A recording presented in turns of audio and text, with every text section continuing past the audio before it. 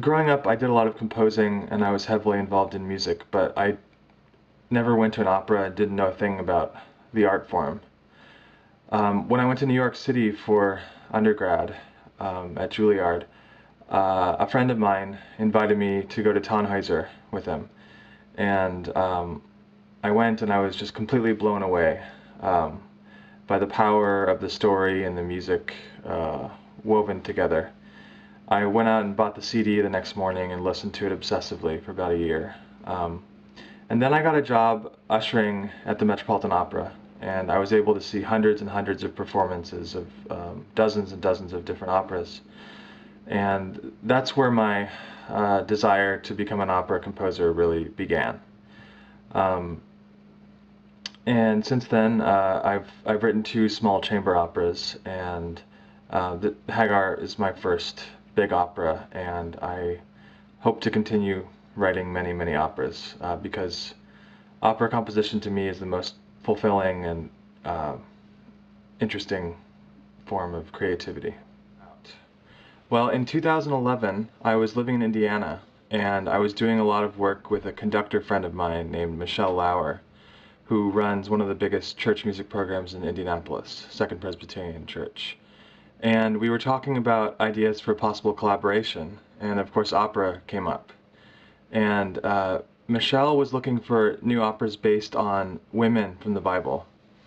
And so I was interested in the idea, and we developed a list of possible candidates, and Hagar was the one that won out, partly because of the incredibly dramatic personal story of redemption, and also because of the incredibly relevant political and historical significance of the story. Part of what drew me to the opera was the sacred nature of the story.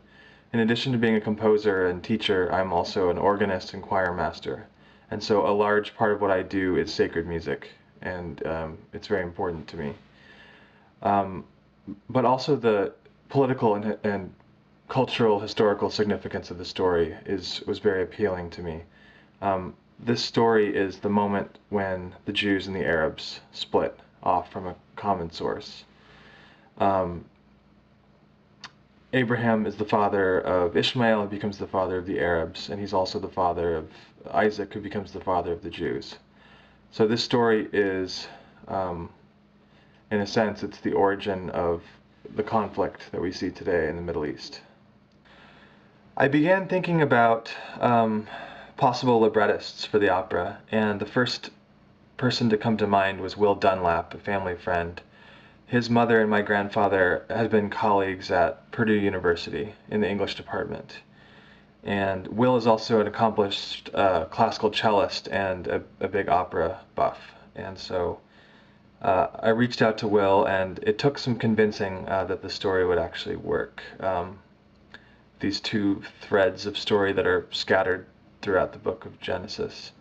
But eventually we came up with a scenario that was compelling to both of us, and Will produced a fabulously inspiring and dramatic libretto. I think one of the best things that he did was he reinterpreted the verse of Genesis that has Ishmael mocking Isaac at the celebration of his birth. In our version, Ishmael actually draws out a dagger and tries to kill Isaac, which is a much more operatic alternative.